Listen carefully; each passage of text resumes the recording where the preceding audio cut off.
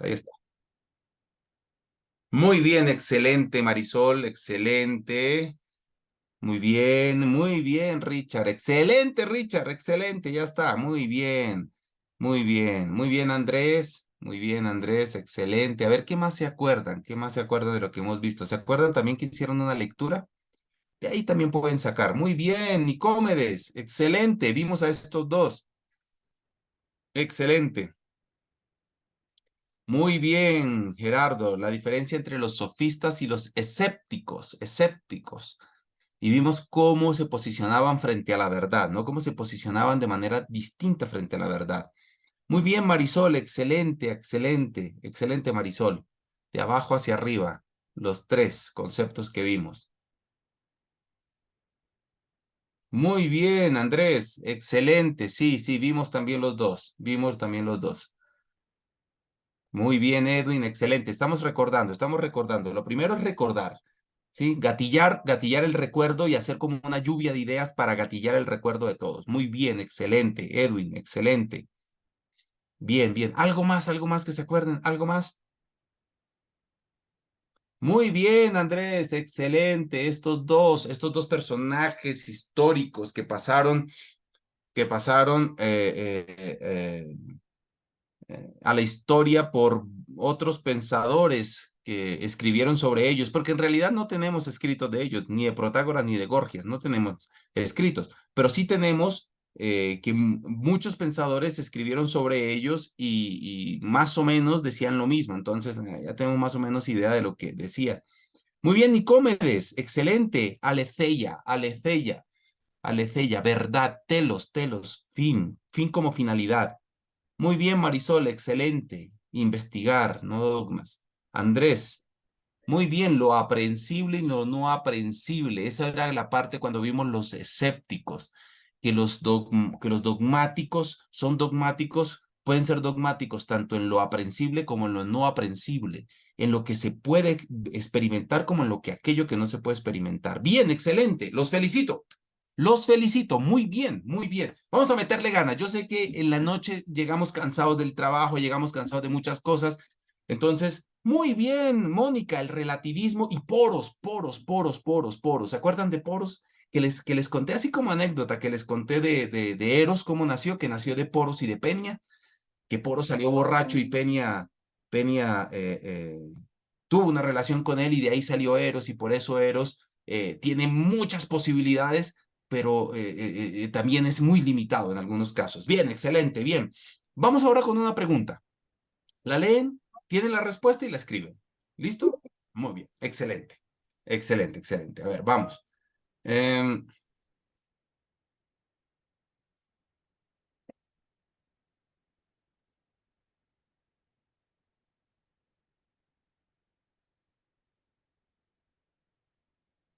ahí está. A ver, tratemos de acordarnos.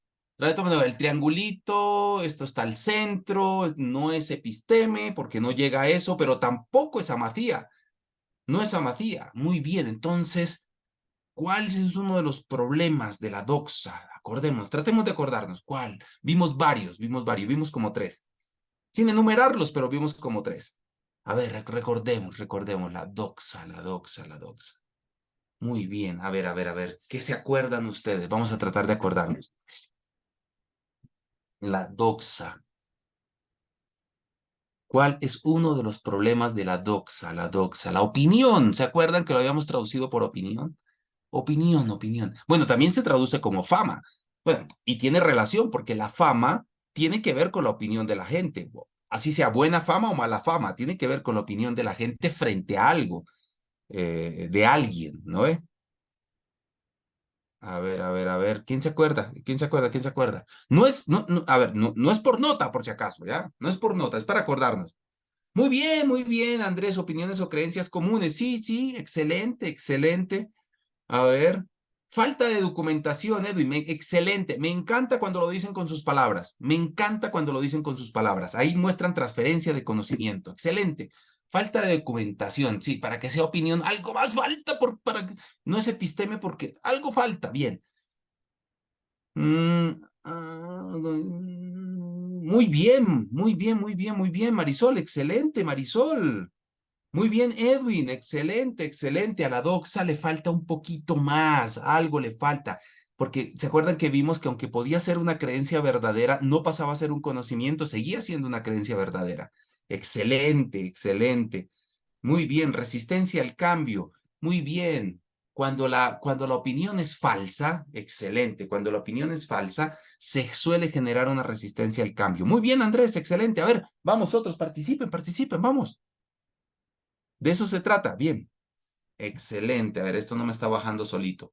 Nicómedes, duda, duda, duda. La doxa, claro, genera una duda. Claro, porque no se sabe si es verdadero o es falso. Muy bien, perpetuación de estereotipos. Muy bien, Edwin, Sergio, no tiene respaldo. Excelente, excelente, excelente, excelente. Excelente. Ahora vamos con la última pregunta, con la última pregunta. Muy bien, excelente, Edwin.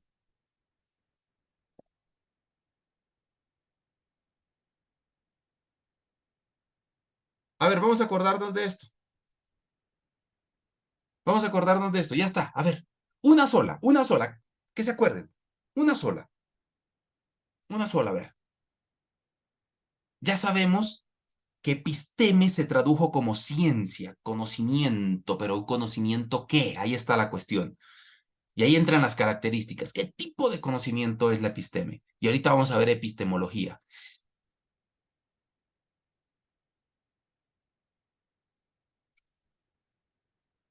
Muy bien, excelente, excelente, Mónica, excelente, Edwin.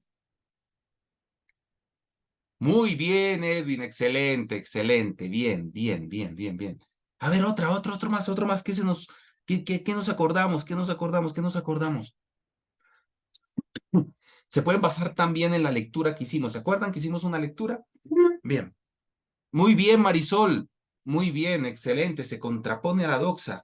Rigor y coherencia, dice Andrés, excelente. Yo mientras voy a limpiar aquí porque me está molestando el lente. Muy bien, Edwin, muy bien. Tiene método, tiene metodología, tiene rigor, excelente, excelente, tiene fundamentación. Bien, fíjense, ya nos estamos acordando de lo que vimos el viernes. Entre todos nos vamos acordando. Bien, ahora, ¿cuál es el rollo? El rollo de hoy es entender qué es epistemología. Vamos para allá, ¿listo? Pero ya tenemos las bases. Entonces, si ya tenemos las bases, desde las bases eh, eh, vamos a levantar. Bien. Quiero, quiero mostrarles algo que la vez pasada no les mostré. O creo que sí, pero quiero recordarlo, ¿no? Ya no me acuerdo si les mostré o no les mostré, la verdad. Eh, esta es una manera como yo presento lo que es episteme. A ver, episteme. Recuerden que la palabra epistemología está conformada por episteme y logos, ¿no ve? Y que nosotros lo hemos traducido como un conocimiento acerca de, un acercamiento, un conocimiento acerca de la ciencia, ¿no? Del conocimiento riguroso. Pero etimológicamente, es decir, en la raíz de su palabra, epi significa poner encima, poner encima. Pero no es cualquier poner encima, es como si yo tuviera este librazo, ¿cierto? Y yo pongo encima. Miren lo que pasa cuando yo pongo encima de esto, ¿sí? Ahora miren lo que pasa cuando yo coloco encima de esto otro. Dense cuenta. Quiero que se den cuenta. ¿Qué pasa cuando yo coloco encima de esto otro? Miren, voy a volver a hacerlo, voy a volver a hacerlo, voy a volver a hacerlo. Miren, entonces, la palabra epísteme, significa colocar por encima, colocar encima, colocar sobre, pero sobre base sólida. Ah, entonces no es cualquier tipo de conocimiento. Ya la misma etimología de la palabra nos está diciendo. ¿Por qué? Porque no es lo mismo, otra vez, no es lo mismo hacer esto, ¿cierto? Miren, lo coloco acá. No es lo mismo hacer eso que, volvemos otra vez, que hacer esto, miren. No es lo mismo. ¿Por qué? Que no tuvo base sólida. La episteme es eso. Eso es la episteme. Ahora, ¿qué quiero mostrarles? Quiero mostrarles lo que es epistemología. Se lo voy a mostrar, a ver, y les voy a decir una cosa. No hay una única manera o forma de definir la epistemología. Hay varias maneras de definir epistemología. Va a depender del enfoque que esté tomando la persona que define. Yo les voy a mostrar la manera como yo entiendo la epistemología y como yo la defino. Y además como la trabajo, ¿no? Pero les aclaro de una vez que en esto no hay un único camino. No existe un único camino para definir epistemología o para trabajar la epistemología. Como se los voy a mostrar más adelante, no hay un único camino, hay múltiples caminos. Hay múltiples caminos. Bien, partiendo de eso y aclarando eso, bueno, entonces voy a dar un rodeo, como siempre hago. Yo siempre busco la manera de no ser tan árido, porque la filosofía, la epistemología, todo esto, es un mundo que para el que no está dentro de él es pesadito, así como para mí puede ser pesado en tratar de entender la ingeniería o tratar de entender el derecho, la arquitectura, quizás, ¿no? La química, porque no es mi área. Entonces lo que yo trato es de pensar en las personas que no están en esta área y buscar la forma de que se entienda de la mejor manera. Eso es lo que yo intento, que lo logre es otra cosa, pero por lo menos lo intento, por lo menos ahí está la intención, ¿sí? Aunque mi tía me decía que de buenas intenciones está lleno el infierno. Mi hermosa tía, a mí me criaron tres mujeres, tres hermosas tías. Mi papá y mi mamá, cuando yo nací, me vieron y dijeron, miércoles, ¿qué hemos hecho? Y cada uno corrió para su lado. Y fui a parar, gracias a Dios, y al azar, y a la suerte, y al destino, y como quieran, fui a parar donde mis tías. Y soy lo que soy por ellas. Ya se me fueron mis tres, pero bueno, ya está. Eh, voy a dar un rodeo. Voy a dar un rodeo y voy a utilizar personajes. Voy a utilizar personajes. Y utilizando los personajes, ¡pum!, voy a caer en lo que quiero caer, que es mostrarle qué es epistemología. ¿Listo? Bien. Entonces, ¿alguien me puede decir hasta dónde avanzamos la vez pasada en epistemología? ¿O no avanzamos nada? Alguien que abra el micrófono y me recuerde. ¿Hasta dónde avanzamos? Olivardo, solamente usted llegó a esta episteme y listo. Buenas. Lo último que hicimos fue el triángulo en realidad. Ya, O sea, excelente, excelente, Richard, no excelente. avanzamos. Excelente, excelente. Le agradezco mucho la aclaración. Créame que le agradezco mucho. Bien, te voy a mostrar un personaje. No interesa que, a ver, si lo conocen bien y si no lo conocen, no interesa. Para el caso no interesa. ¿Listo? Bien. Eh, quiero que lo vean bien a esto es un personaje. Quiero que lo vean bien. Mírenlo bien. Mírenlo bien, mírenlo bien. Mírenlo bien. Y bueno, eh, por la imagen, ¿a qué se dedicará este hombre? ¿A qué se dedicará? ¿Qué se dedicaría? Dedicaría, porque ya murió. ¿A qué se dedicaría este hombre? ¿A qué pertenecería? A ver, mírenlo bien, mírenlo bien. Si tienen alguna idea, abre el Ah, micrófono y dicen. ¿Ah? A ver, a ver, a ver, a ver. Nazi Un nazi, muy ah, bien, excelente, Andrés. ¿Algo más? lleva una calavera una insignia de calavera, ¿no? En el gorro. Muy bien. ¿Y alguno sabe esas dos insignias a qué parte de los nazis pertenecía? Que eran terribles, además.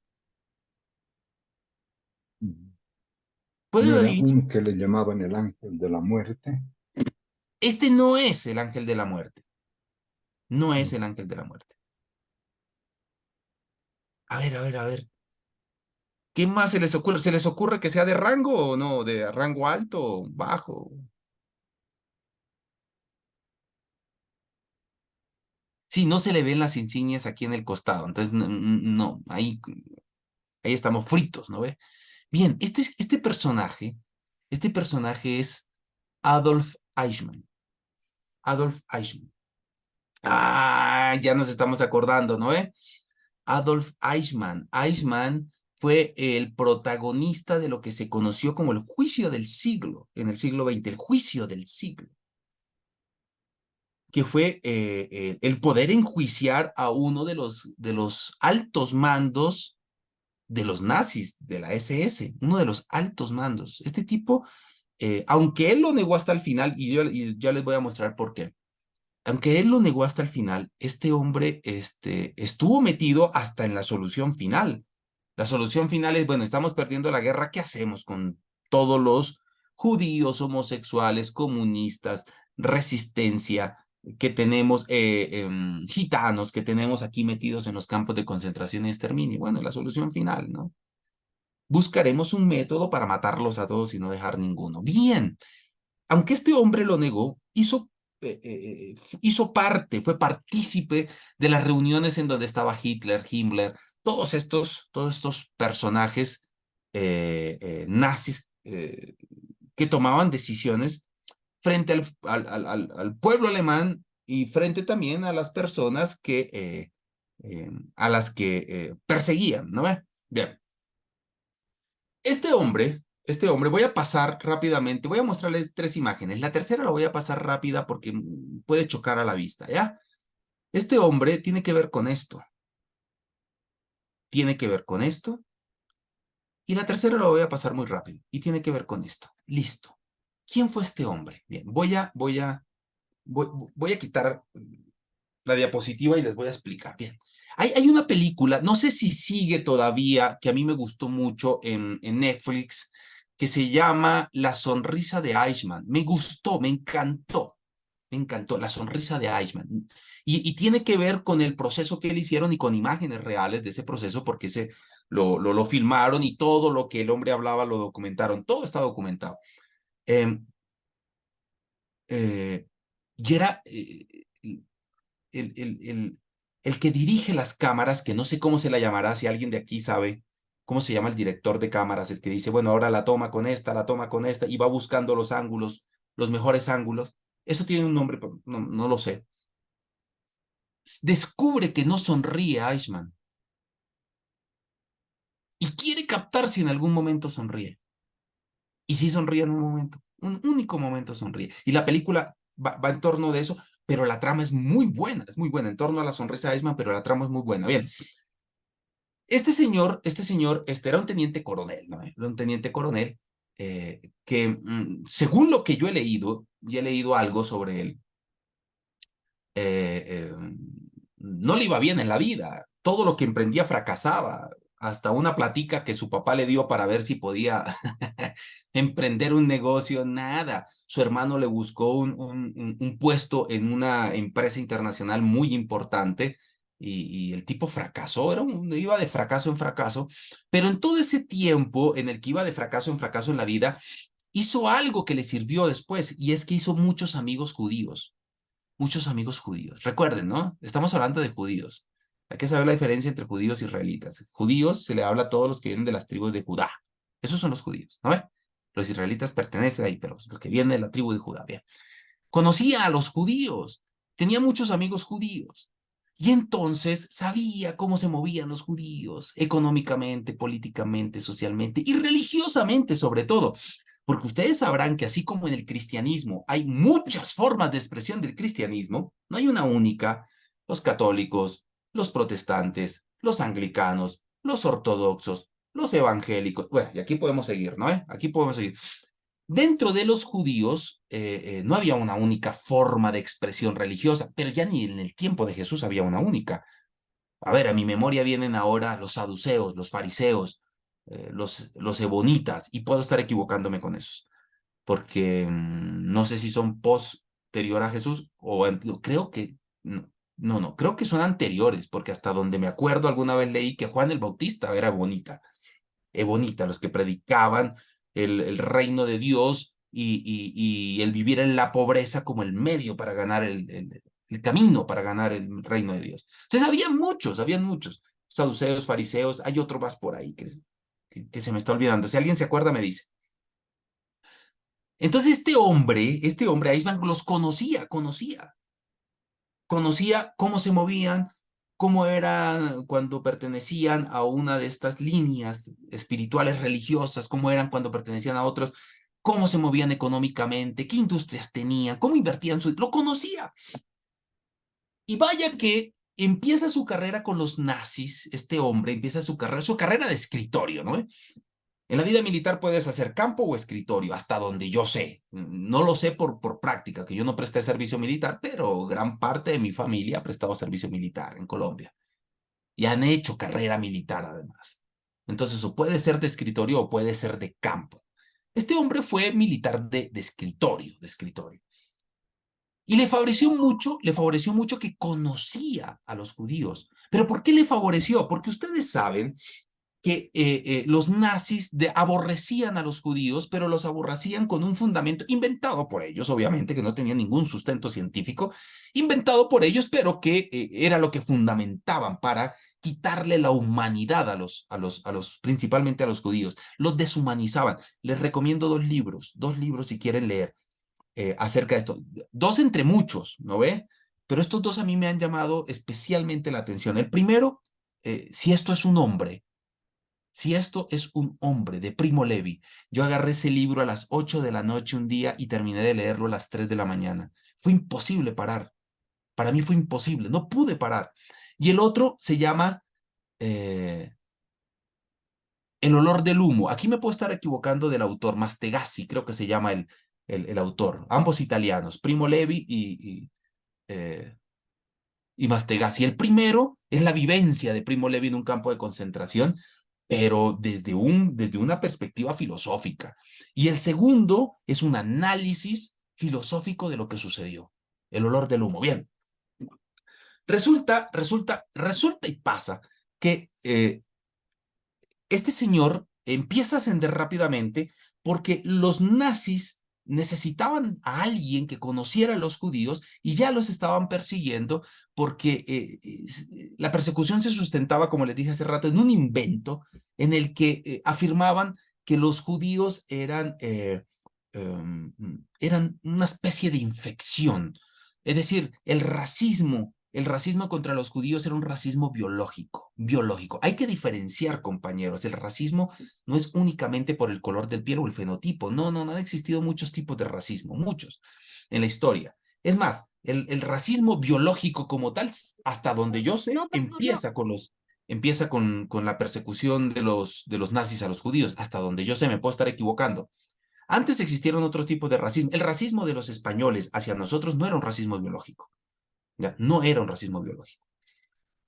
Estaba sustentado en otra mirada. ¿Ya? Bien. Ahora, como eran una infección, bueno, pues tenían que apartarla.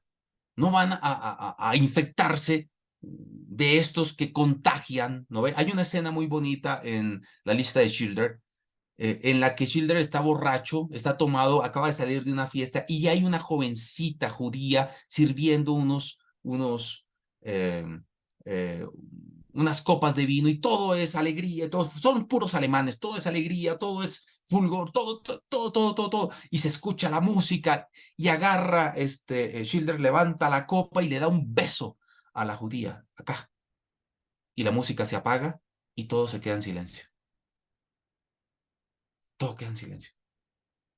Y se lo llevan a la cárcel 24 horas. Se lo llevan a la cárcel. ¿Por qué sale? Porque él era importante para la maquinaria de guerra, por las industrias que tenía. Por eso sale. Entonces, miren cómo era el asunto. Entonces, este hombre, Adolf Eichmann, comienza a subir rápidamente, porque conoce mucho de los judíos. Para eso le sirvió todo lo que había vivido antes. Sus amigos, sus conocidos judíos. Y entonces llega teniente coronel, y cuando llega teniente coronel, a él le encargan tres cosas, principalmente tres cosas. Rápidamente esto. Ustedes dirán, Libardo, usted me está hablando de epistemología con un asesino como Adolf Eichmann, ¿es en serio? Y yo les digo, sí, espérenme, se va a entender. Háganme el aguante, se va a entender, créanme. Bien. Y entonces, a Eichmann le dan tres cosas por hacer. La primera, deportar. Él es el encargado de la deportación. Ahorita paso una por una. La segunda, firmar las boletas de salida de los trenes que llevaban a las personas a la deportación. Y ahorita explico también eso.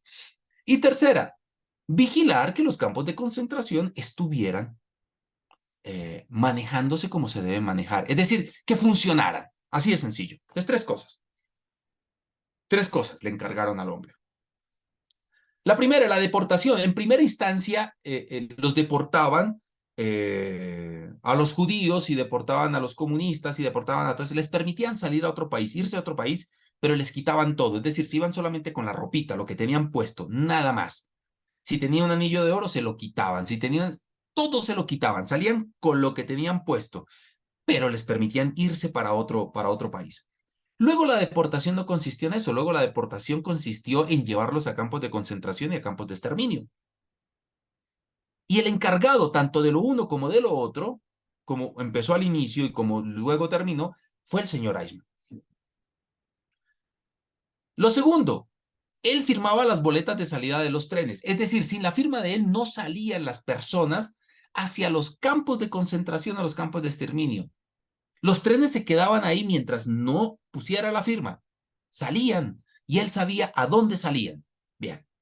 Y lo tercero era pasar revista constantemente a los campos de concentración que a él le asignaron, que le asignaron 2, para darse cuenta que todo funcionara en la maquinaria que tenían, primero de degradación, porque era una maquinaria de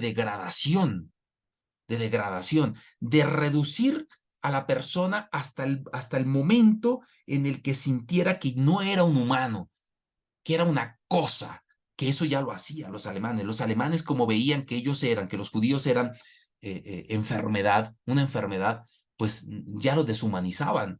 No veían una persona, no veían un hombre, una mujer, un niño, una niña, no, lo que veían era una cosa que podían desechar con mucha facilidad. No era un humano lo que tenían enfrente. Bien.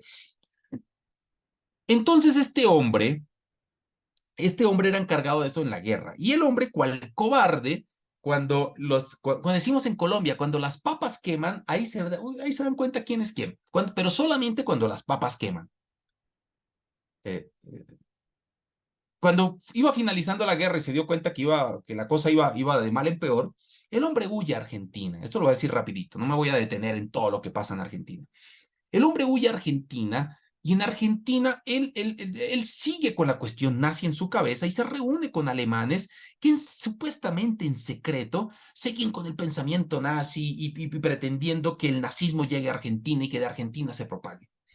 Bien, resulta que la inteligencia israelí, que trabajaba con la inteligencia de Estados Unidos, descubren que hay un grupo de personas que se reúnen a la salida de Buenos Aires y tienen estos ideales nazis y quieren llevar el nazismo a Argentina. Y descubren y pegan el batacazo cuando se dan cuenta que uno de los que va es Eichmann. Y agarran a Eichmann y se lo llevan. Se lo llevan. Le dan un tortazo en la cabeza y se lo llevan. Se lo llevan, ¿no? Cuando despierta está en Israel. Bien. Resulta que allá lo van a enjuiciar. No lo pueden asesinar hacia la primera porque no, tiene que comparecer ante las leyes, tiene que comparecer para que haya un resarcimiento en algo, ¿no? Que resarce el daño, hay que resarcir el daño realizado. Y resulta que se va a instalar el juicio y les voy a presentar el otro personaje del que quiero mostrarles. Esto lo voy a pasar rápido. Este otro personaje que quiero mostrarles. Esta. Este otro personaje es Hannah Arendt. La habrán escuchado, ¿no? Por ahí. Y si no la han escuchado, pues van a escucharla ahora. Hannah Arendt. Hannah Arendt es una pensadora, una filósofa. Vaya tamaño de mujer para pensar. Alemana, que le tocó salir corriendo cuando empezó la Segunda Guerra Mundial porque ella era de ascendencia judía y ya sabía lo que le venía. Entonces sale a Francia y de Francia se va a Estados Unidos y en Estados Unidos consigue pega, como dicen aquí los paseños, consigue pega en universidades y ahí va desarrollando todo su pensamiento que tiene que ver sobre todo sobre el totalitarismo y la libertad. A ella le dicen, un periódico, el New Yorker, le dice, queremos pedirte que vayas pedirte que vayas al juicio y nos mandes cables. No había celular, ¿cierto? No había esos teléfonos, era complicada una llamada, Imagínense ustedes si yo llegué hace 22 años a Bolivia y llamar, ustedes se acordarán, saben que no estoy mintiendo, y estoy hablando de hace 22 años, y llamar a mi casa en Colombia 5 minutos me costaba 70 pesos. Era una cosa de locos, ¿se acuerdan o no se acuerdan? Era una cosa de locos. Estoy hablando desde hace 23 años en Bolivia. Imagínense para cuándo fue esto. No, pues. Entonces mandaban cables, ¿no ve? Mandaban cables. Y resulta que esta señora, esta pensadora, cuando tiene el encuentro con Eichmann, a ver, no porque se haya visto frente a frente y haya dialogado con él, eso jamás pasó. El encuentro fue que lo vio y lo escuchó. No manda solamente cables, produce una teoría. Produce una teoría filosófica a partir de lo que sucede ahí. Y eso es lo que les quiero contar para luego caer sobre lo que es epistemología. Bien, hasta aquí, ¿me están llevando, compañeros? ¿Sí? ¿Me estoy dando a entender? Hasta aquí es como un relato, así para caer en lo que quiero caer. ¿Sí? ¿Todo bien? Así, deditos, así, así, chun, chun, chun. A ver acá. Así, así. Está bien, excelente, excelente, excelente, excelente. Marisol dice que sí, que hasta ahora le estoy entendiendo. Bien, excelente, bien. Sí, hay tres más que dijeron que sí. Bien, bien, bien. Excelente. Resulta que a este señor, y aquí les voy a pedir que me ayuden. Les voy a pedir que me ayuden. A este señor le imputan 3 cargos. Muy bien, positivo, dice Albert. Le imputan 3 cargos. El primero, eh, mm, genocidio. El segundo, eh, crímenes de guerra. Y el tercero, crímenes de lesa humanidad.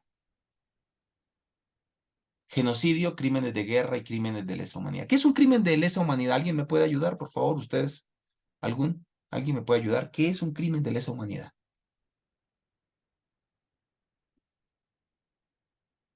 A ver, googleenlo. ¿Qué Sí, es? Sí, a está ver, bien. Marisol. Asesinato de Son, grandes cantidades.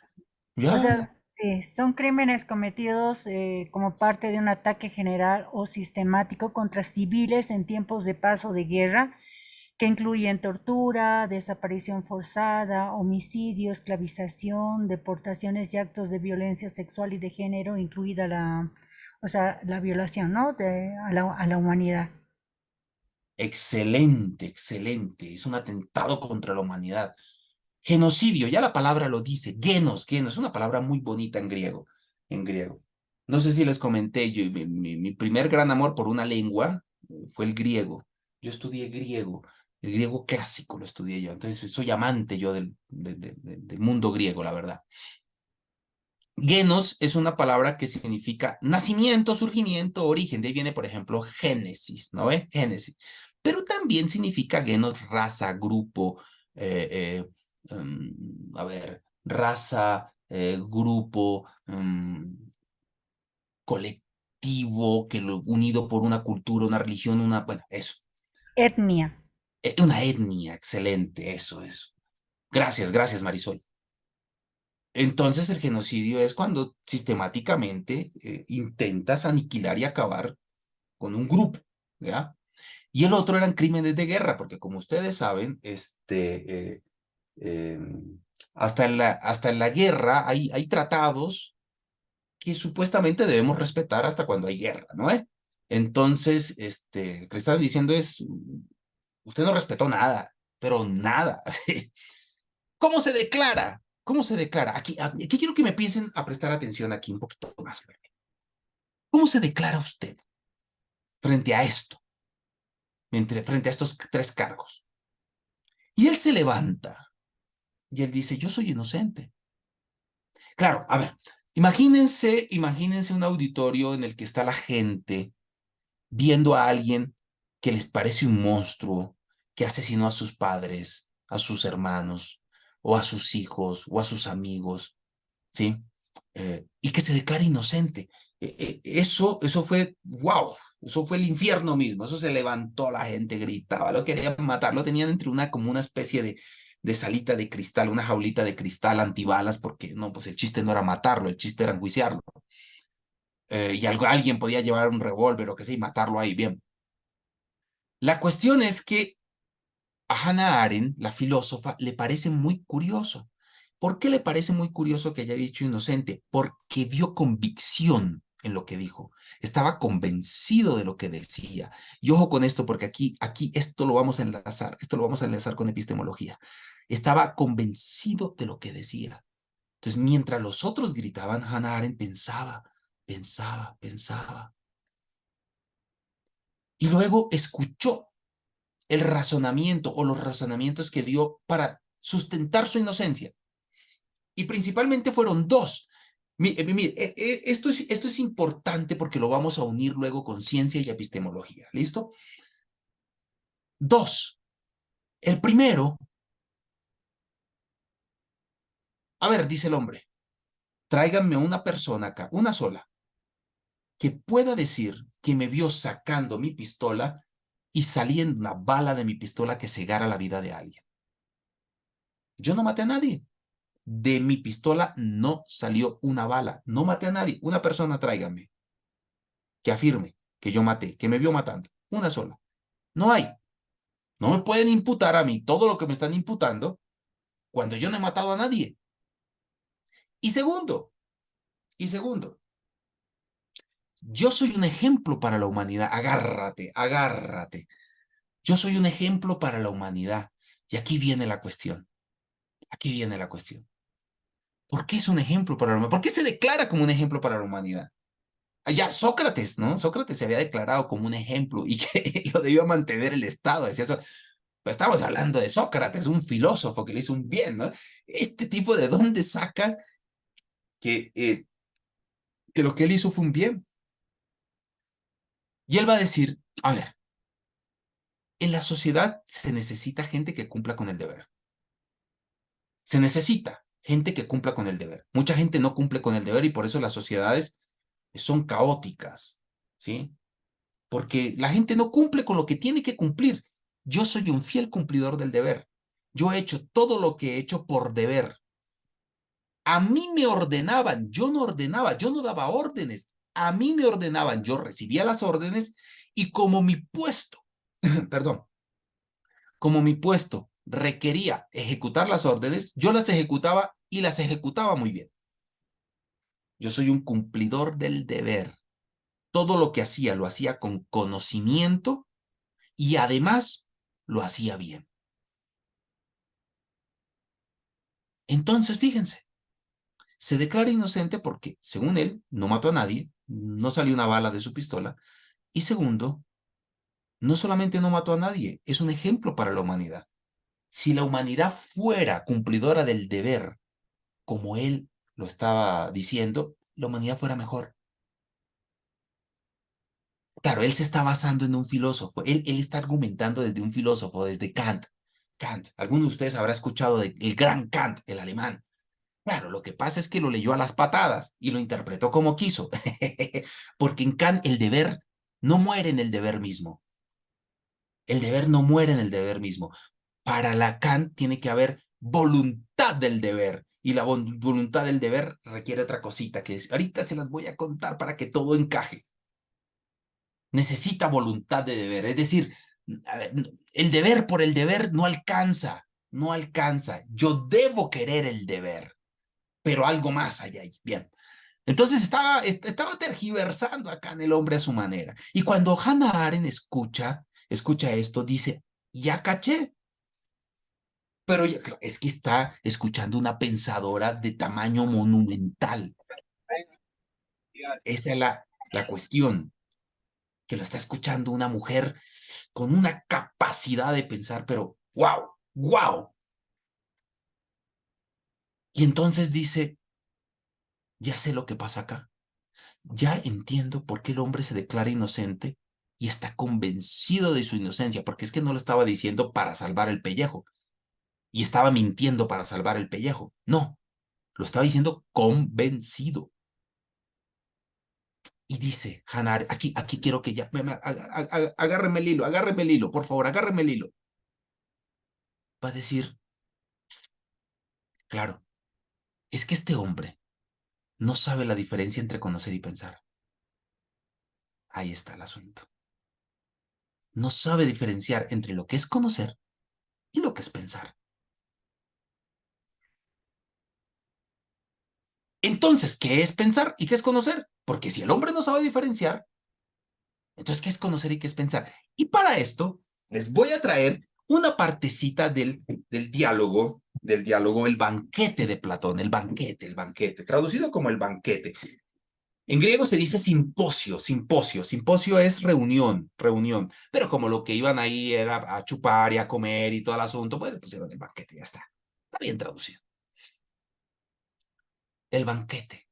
¿Cómo inicia? Hay una pachanga, así como, ¿cómo le llaman a esas pachangas que hacen aquí en Bolivia que le pegan 3 días y las personas que están ahí metidas toman, comen, duermen, se levantan, toman, comen, duermen, se levantan, toman, comen, duermen, y siempre hay trago y siempre hay comida. ¿Cómo se llama lo que hacen? Por favor, ¿me ayudan?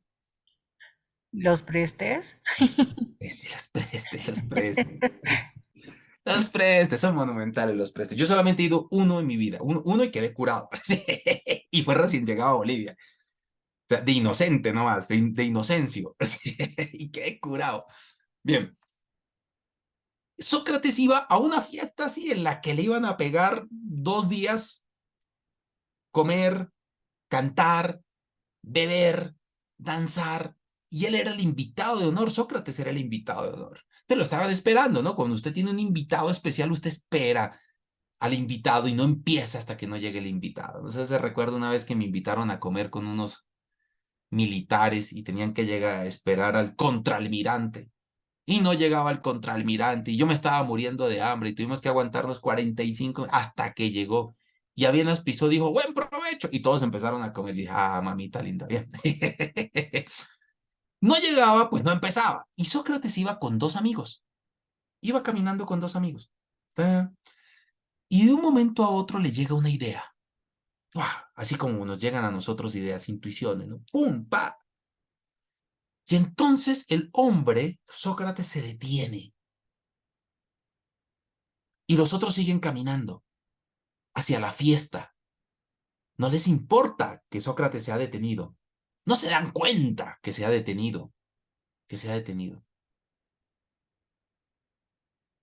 Y él se detiene y se aleja. Se detiene y se aleja. Se aleja de los otros. Se aleja de la fiesta. Se aleja de los que lo acompañan. ¿Para qué se detiene y se aleja? Para pensar. Va a darle vueltas. ¿Qué es pensar? Va a reflexionar. ¿Qué es esa palabra reflexionar tan bonita? Es hacer una flexión sobre sí. Eso es reflexionar. Mire qué bonito. Eso es hacer una flexión sobre sí. Y esa flexión sobre sí me lleva adentro, al interior. Se detiene, se aleja y reflexiona sobre esa idea que le vino. ¿Cuál idea sería? No tenemos ni pálida idea porque en el libro, en el diálogo, no dice cuál fue la idea. No nos dice, nos dejó ahí nomás, en ascuas, no nos dice. Y una vez que ha reflexionado sobre esa idea, una vez que se ha detenido, se ha alejado, ha pensado, vuelve, va a la fiesta, va a la fiesta. Y entonces, ahí está el punto. Ahí está el punto. Que para Hannah Arendt, esta gran pensadora, Eichmann no pensaba, no sabía qué era eso, no tenía ni idea qué era eso, pero sí conocía. Ah, ahí está. Sí conocía a los judíos, sí conocía cómo se moverse en la SS. Tenía conocimiento de cómo llevar un campo de concentración, tenía conocimiento de a dónde iban a parar las personas que estaban subidas en los trenes. Sabía muy bien cuál era el destino de la deportación, conocía muy bien, pero no pensaba. ¿Por qué pensar es alejarse, detenerse y reflexionar para luego volver? Nunca se detuvo, nunca se alejó, nunca reflexionó sobre lo que estaba haciendo. Por eso se declara inocente. ¡Pum! Ya estamos. Ya estamos. Es más, Hannah Arendt, en un libro maravilloso que se llama Eichmann en Jerusalén, que quién sabe dónde estará, porque me hubiera gustado leerles. No, está en la otra, está. Lo que pasa es que mi biblioteca yo la tengo dividida en 3 partes. Yo tengo un lugar donde tengo mis libros, tengo acá donde tengo otros libros y en mi oficina tengo otros libros. Está en mi oficina. Ahora me acordé. Pero si lo pueden leer, léanselo. Se llama Eichmann en Jerusalén. En la parte final, Hannah Arendt muestra que no pensó, ni siquiera cuando ya le estaban colocando. la soga al cuello porque lo ahorcaron. El hombre grita, dentro de poco nos volveremos a ver. Viva Alemania, viva Argentina, viva el nazismo. Bueno, esas fueron sus últimas palabras. Las escribieron. Vean. Pensar es alejarse, detenerse y reflexionar para luego volver. Eso no lo hizo este hombre. No lo hizo. Por eso se declara inocente. No sabe lo que es pensar. Pensar es algo superior. Es algo superior. Puede tener como base los conocimientos, pero es algo superior. Es algo que nosotros, que está instalado en nosotros los seres humanos, y porque lo tenemos podemos usarlo o no podemos usarlo.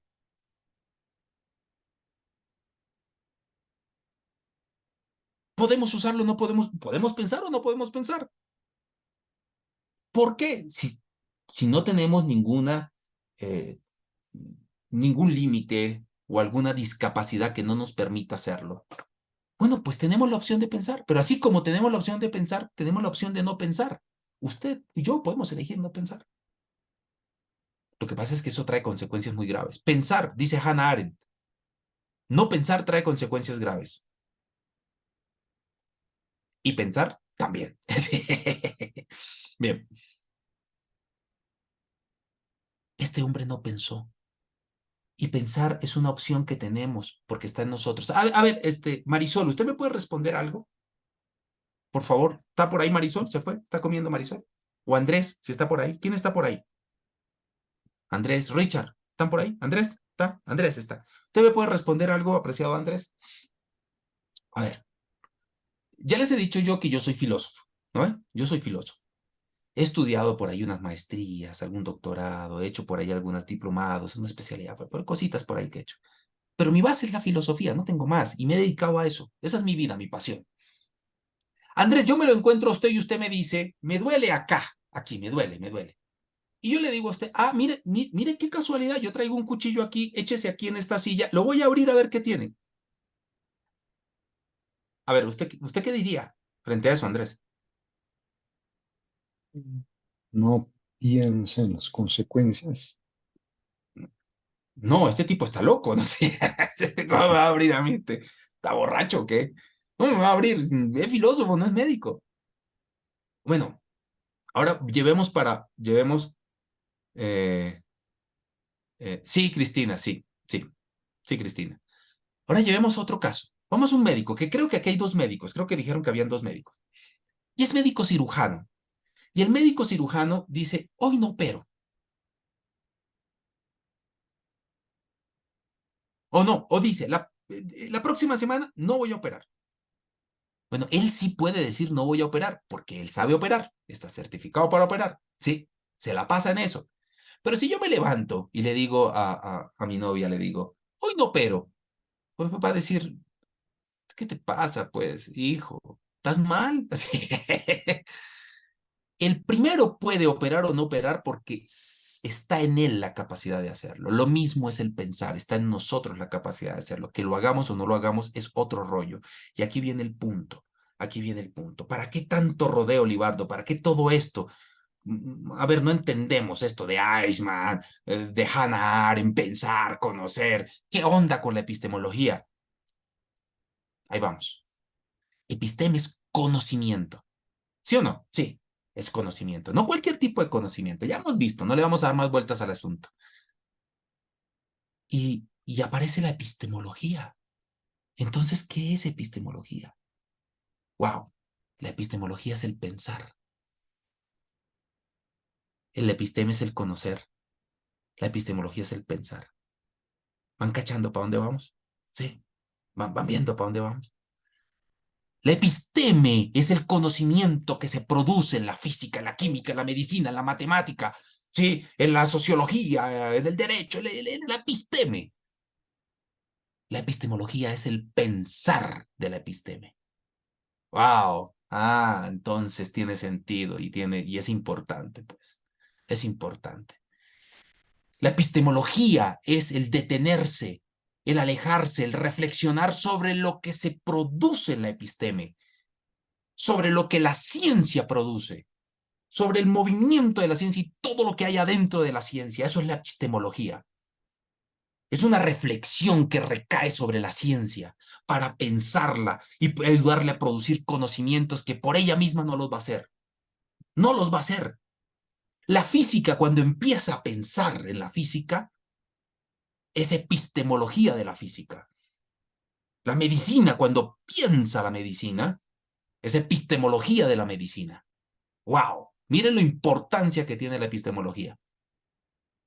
La epistemología es la reflexión que recae sobre el conocimiento que se produce en la ciencia. Métodos, técnicas, instrumentos, valores, procedimientos, teorías, hipótesis. La epistemología está para pensarlas y ayudarle a ver lo que quizás por ella misma no vería. Entonces, es un pensar que recae sobre un conocer. Miren qué bonito. Por eso es epistemología, porque recae sobre la episteme. Epistemología. Bien, hasta aquí. ¿Me he dado a entender, compañeros?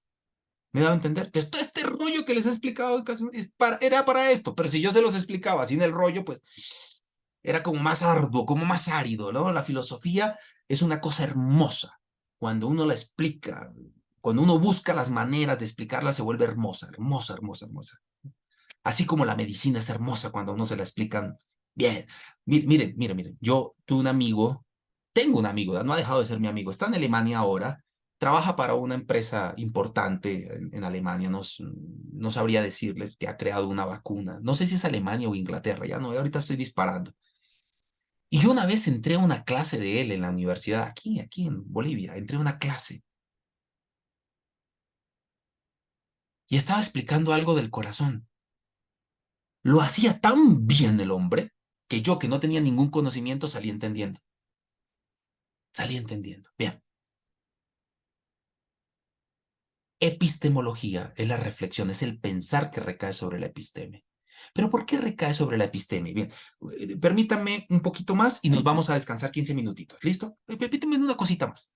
Hay un texto de un filósofo llamado Heidegger, que el texto se llama Titula, ¿qué es pensar? Que en realidad es una ponencia que él dio ante los científicos alemanes en la Segunda Guerra Mundial.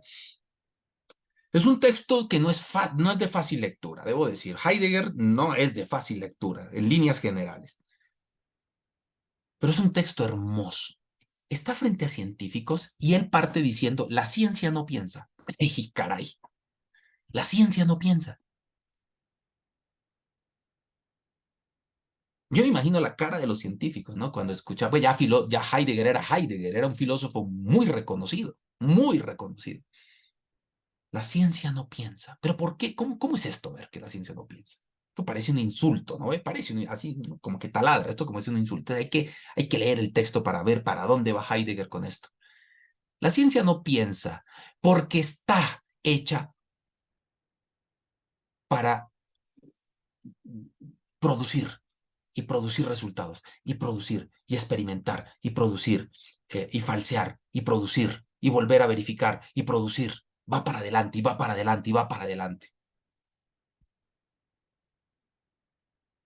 Y cuando hace un freno y dice, voy a pensar, se tiene que salir del marco mismo de su saber y tiene que agarrar la filosofía para reflexionarse. Entonces, cuando Heidegger afirma, la ciencia no piensa, no piensa solita, por sí sola, necesita de la filosofía para pensarse, para pensarse. Podemos estar o no estar de acuerdo con el hombre, pero es su planteamiento. Y entonces, y con esto voy terminando, para luego ver algunos elementos de la epistemología. Y entonces, dicen que Oppenheimer, que fui a ver la película, miren, fui a ver la película Oppenheimer solo para darme cuenta si en la película aparecía esto, que lo he leído en varios libros. Y ninguno de los libros tiene una referencia que uno pueda decir, bueno, sí, esto ocurrió. No, pero lo dicen, ¿no? Es decir, una referencia, una carta, o por lo menos un amigo que diga, sí, yo lo escuché, ¿no? Dicen que Oppenheimer, cuando cayó la bomba atómica, que se levantó y dijo, ¿qué he hecho? ¿Qué he hecho? No sé si lo habrá dicho, la verdad. No sé. Pero bueno, vamos a suponer que sí. Bien. Entonces hay un filósofo argentino que se basa en eso, en ese qué he hecho, para decir, el filósofo se llama Friedman, un filósofo que murió hace 2 años. Encantador el hombre, encantador. Fue a recibir un premio, le dieron un premio, lo recibió, agarró y lo tiró al piso. Y dijo, ¿ustedes creen que yo estoy al nivel de Tinelli? Este mismo premio se lo dieron el año pasado a Tinelli. Miren lo que hace él y miren lo que hago yo. Y después les dijo una palabrita que no voy a reproducir y se fue. Yo dije, este es de los míos. Qué bueno. Tiene un libro. Ah, es parte del texto que están leyendo. Es parte del texto que están leyendo. Él dice en ese texto que es filosofía, dice que ahí piensa. Antes no pensó. ¿Por qué? Porque estaba metido en el mundo, en su mundo, el mundo de la física. Hay que producir, hay que producir, hay que producir, hay que producir. Se detuvo tarde, bueno, pero se detuvo. Y entonces hubo un cambio en su vida y dijo, bueno, yo hice esto, ahora tratemos de arreglar el asunto de otra manera. Bien. La epistemología tiene que ver con esa reflexión constante sobre la producción científica. Y resulta que ustedes, compañeros, van a hacer una investigación científica acá. Van a hacer una tesis y van a ayudar al conocimiento, a producir nuevo conocimiento, a hacer crecer el conocimiento un poquito más. Es decir, ustedes van a hacer episteme. ¿Y cómo pueden hacer episteme sin epistemología? No, no. Esto, a lo mejor algunos de ustedes están diciendo, pero es primera vez que yo me entero de esto. Bueno, pero ya está enterado. Usted va a hacer episteme, va a hacer ciencia, con rigor, ¿no ve? Bueno, hay que hacerla también con epistemología, porque usted tiene que reflexionar sobre eso que está haciendo y cómo lo está haciendo. Bourdieu dice, ¿qué es la epistemología? Es la conciencia de la ciencia. ¡Wow! ¡Qué bonito! Es la conciencia de la ciencia, porque un investigador tiene que ser consciente de lo que hace constantemente. ¡Wow! Bien. ¿Hasta aquí podemos parar? ¿Sí? ¿Me he dado a entender, compañeros? Por lo menos en la definición, cuéntenme. ¿Sí me he dado a entender? ¿He llegado? ¿Les he transmitido o no? Sí, les he transmitido. La cuestión es transmitirles. Yo sé, es más complicado. Si yo estuviera delante de ustedes en un salón de clases, créanme que esto fuera más, creo yo, un poquito más apasionante. Créanme. Bueno, aquí he intentado, por lo menos, ¿qué es epistemología? ¿Listo? Bien. ¿Les parece si nos damos 15 minutitos? 15 minutitos. ¿Sí? ¿Les parece? Descansamos 15, 18 minutitos, descansamos, nos movemos. Les voy a pedir que se pongan de pie. Caminen un poquito, por favor. Por lo menos aunque sea un poquito. ¿Listo? Bien. Entonces volvemos en 15, 18 minutos, ¿ya? Son las 20:10, 20:10 serían 20:25, 20:28. ¿Listo? Volvemos, volvemos. Aquí la... Excelente, excelente. Bien, vamos a hacer una cosita más y luego vamos a leer un textito en el que ustedes van a reflexionar una cosita sobre la ciencia ahora. Bien, entonces ya hemos visto qué es epistemología, ¿no? Es la reflexión que recae sobre la episteme, ¿no? Sobre la ciencia, sobre la producción, sobre los procesos, sobre los instrumentos, sobre los valores, sobre todo lo que hay en la ciencia. Bien, todo, no solamente sobre el producto de la ciencia, sino todo lo que atañe a la ciencia. Bien.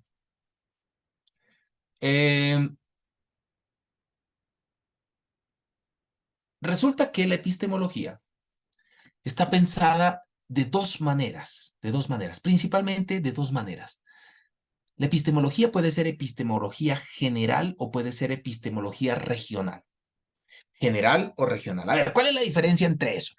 La epistemología general es cuando se hacen reflexiones, cuando se hacen planteamientos no para una sola ciencia específica, sino para todas las ciencias, para todas. A eso se le llama epistemología general, ¿ya? Se hacen planteamientos, reflexiones acerca de cómo debe funcionar la ciencia, de los parámetros metodológicos de la ciencia, de los límites de la ciencia, de la validez de la ciencia, para todas las ciencias, no para una específica. A eso se le llama epistemología general. Y la epistemología regional es cuando se hace una reflexión, pero de una ciencia específica y para una ciencia específica. Entonces, una epistemología regional es aquella que reflexiona única y exclusivamente sobre la física, sobre la sociología, sobre el derecho, sobre la química. Eso es una epistemología regional, solo reflexionar un campo del saber de la ciencia, una ciencia específica. En cambio, la general es cuando se reflexiona para que se aplique a todas las ciencias, a todas las ciencias. Hay que hacer esa diferencia, porque cuando ustedes lean un autor específico, ustedes tienen que darse cuenta hacia dónde va la reflexión. Si la propuesta que está haciendo es una propuesta que vincula o quiere que vincule todas las ciencias o es específica de la educación, por ejemplo. Epistemología de la educación. Entonces está reflexionando algo sobre el currículum, por ejemplo, propio de la educación. Entonces, cuando agarremos un textito de epistemología, tenemos que darnos cuenta hacia dónde se dirige, ¿ya? Bien, esa es una primera diferenciación que hay que hacer en esto de la... Perdón, aquí, denme un segundito, acá. Es lo que tienen que hacer, la primera diferenciación que tienen que hacer en la epistemología. Ahora, ¿cómo han dividido el quehacer de la epistemología? ¿Cómo lo han dividido? Lo han dividido en tres componentes, principalmente. El para qué de la epistemología, ¿no? Puede ser una epistemología testimonial o puede ser una epistemología explicativa o puede ser una epistemología normativa. Y por lo general, los epistemólogos no es que lo hagan así siempre, pero por lo general más se enfocan en las dos últimas, en lo explicativo y en lo normativo. ¿Qué es lo testimonial? A ver, es cuando la epistemología reflexiona y describe las formas como proceden los científicos, por ejemplo. ¿Cómo proceden los científicos? ¿Cómo procede una teoría? ¿Cómo se clasifica una teoría o una ciencia? Ya. Eso es epistemología testimonial. Les digo, sí hay reflexiones sobre esto, pero es la que menos. Las que más son las explicativas y las normativas. Las explicativas es cuando se reflexiona sobre el porqué de una ciencia. Y dentro de una ciencia también se reflexiona el porqué de un método, el porqué de una investigación, el porqué de una teoría, el por qué algo sí funciona o no funciona. Hay que explicar el porqué de algo. Entonces, la epistemología testimonial es como más descriptiva, ¿no ve? Es como más descriptiva. En cambio, la explicativa va a las razones de algo. Y la normativa, que es la tercera forma como los epistemólogos han trabajado la epistemología, es principalmente la valoración que se hace de una ciencia. Es decir, cuando yo digo valoración lo normativo es ¿cómo debería funcionar una ciencia? ¿Cómo debe funcionar una ciencia? ¿Cuál sería la norma para validar en una ciencia? ¿Cómo sería la norma para saber qué es ciencia y qué no es ciencia? ¿Qué es ciencia y qué es pseudociencia? La delimitación, la demarcación. ¿Cómo demarcamos para saber que algo está siendo ciencia? Entonces, fíjense, testimonial, explicativa y normativa. ¿Sí? Y ya hemos visto que la epistemología puede ser general o puede ser regional. Pertenecer a una región del saber general. Las propuestas que se hacen, las reflexiones que se hacen son con miras a todas las ciencias. Hay una universalidad en las reflexiones y en lo que se presenta. En cambio, en el otro no, en el otro hay una particularidad. Es para esto, es para la educación que estamos aquí reflexionando epistemológicamente. Es para el derecho que estamos reflexionando epistemológicamente. Entonces, fíjense que eso hay que tenerlo en cuenta en epistemología. Ahora bien, la epistemología es reflexión sobre la episteme. La episteme ha cambiado. No es lo mismo la episteme que nosotros tenemos a la episteme que tuvieron los griegos o a la episteme que tuvieron en Europa en la Edad Media o en el Renacimiento o en la Ilustración. Es más, ni siquiera dentro de la Ilustración, porque la Ilustración cambia de episteme también. Entonces, tenemos que entender cómo se mueve la ciencia para entender cómo, sobre qué recae la reflexión epistemológica. Es nuestra episteme, cómo se está dando hoy. Entonces, ¿qué les voy a pedir? Vamos a hacer un trabajo en grupo. Un trabajo basado en un textito muy bonito de un argentino que tiene un libro muy interesante que se llama El poder de la ciencia. Creo que se llama así. Ahorita lo vamos a ver. El poder de la ciencia. Y vamos a ver qué es lo que plantea él. Vamos a ver qué es lo que plantea él con respecto a las características de la episteme actual, de nuestra episteme. Porque recuerden, si la epistemología es una reflexión sobre la episteme, debemos saber cómo se maneja esa episteme, qué es esa episteme, para saber cómo la epistemología, en dónde va a recaer la epistemología. Entonces, ¿qué vamos a hacer? Les voy a mandar el textito y les voy a pedir que lean, les voy a decir, a ver, abrir el texto antes de compartirlo. Permítame un segundo, porque por aquí está a la mano. Aquí. Este es el textito. Ah, no, se había llamado La ciencia sin freno. El poder de la ciencia es otro texto que estoy leyendo muy interesante, muy interesante, que muestra cómo la ciencia fue una resistencia y todo lo que le costó llegar a un reconocimiento y luego instalarse en la educación. Un texto muy interesante. Bien, este texto, fíjense, este es de un argentino, el otro, El poder de la ciencia, es de un español. Tiene acá capítulo 1, Ciencias, el amanecer de la ciudad móvil. Eso es como una introducción. Les voy a pedir, por favor, que obvien la introducción. Vámonos acá, a la construcción de la ciencia. Eso quiere decir que las dos primeras páginas no las vamos a leer. Por tiempo no las vamos a leer, ¿ya? Vamos a leer desde el final de la segunda página, donde dice la construcción de una ciencia. Y comienza a dar, si no estoy mal, 4 características de la ciencia, de la episteme nuestra. Y dice racional, y dice verdadera, visible, y falta una.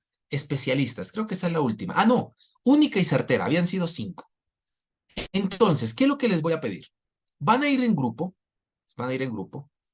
van a leer esto que está acá, y como en una especie de cuadrito, van a definir cada una. ¿Qué es cada una? Pero eso está ahí, es solamente sacarlo. Pero yo quiero algo que salga también de ustedes, que lo produzcan ustedes. Entonces, voy a ejemplificar acá. Una ciencia verdadera. Entonces, definen qué es una ciencia verdadera, según lo que dice este señor. Pero lo que más me interesa son los ejemplos concretos. Miren lo que les estoy pidiendo. Un ejemplo concreto y puntual desde alguna de las ciencias en las que ustedes están imbuidos, que dé a entender qué es eso de una ciencia verdadera, un ejemplo concreto. Y por favor, ojalá que no sea un ejemplo hipotético, que sea puntual, real, concreto. Entonces, definir qué es una ciencia verdadera. Bueno, una ciencia verdadera es esto. Bueno, ahora un ejemplo concreto de qué es una ciencia. Aquí se puede ver esta característica de la ciencia, de la episteme actual. La episteme tiene que ser verdadera. Listo, a ver, este ejemplo concreto lo tenemos. Y así con los 4 más. Entonces ustedes vean cómo se distribuye en el trabajo. La cuestión es que volviendo, podamos interactuar y ustedes en el grupo escojan a 2 personas que hablen, a dos. Y volviendo, vamos a hablar de estas características y ustedes me van a presentar ejemplos. Para todos, ejemplos que lleven a ver si esto es real, si esto es si se ve en las ciencias que ustedes han estudiado estas características, con ejemplos concretos. Bien, ¿me he dado a entender, compañeros, lo que hay que hacer? Entonces, hay que leer no las 2 primeras, sino desde la final de la primera, las 5 características, definir cada una chiquitito y lo más importante, lo que más me interesa, ejemplos concretos de esa característica. Esto ocurre en ingeniería así, esto sucede en medicina así, en el derecho pasa esto, puntual. ¿Sí? En la arquitectura esto ocurre, En la biología. Bien. Entonces voy a enviar, ¿les parece si envío por acá o mejor por el WhatsApp? Cuéntenme. ¿Qué les queda mejor? WhatsApp. Listo, entonces creo que es este. A ver, me puedo estar equivocando. He puesto va. Si les llegó un va, si es, porque no sé, creo que sí. Dice B03B. Sí, Bien, excelente. Denme un segundito, lo voy a enviar. ¿Dónde estamos? Acá. Ujú. Documento.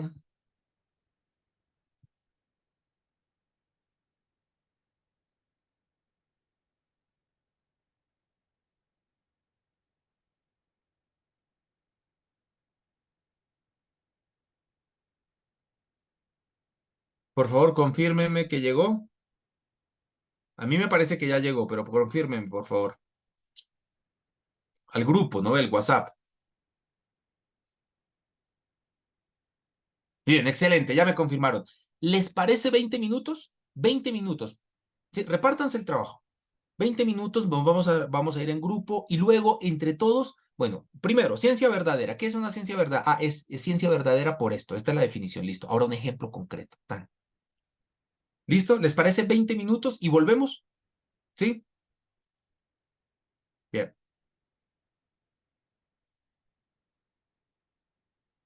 Salas, aquí son 24. Ya, los estoy armando, compañeros, los estoy armando. Vamos a armar 4 grupos de 6 personas. ¿Listo? 4 grupos de 6 personas. Listo, ya está. Ahí están los grupos. Vamos. Ya en 20 minutos los hago volver. Son las 8:50. O sea, es decir, 9:10, volvemos y trabajamos. ¿Listo? Bien, vamos.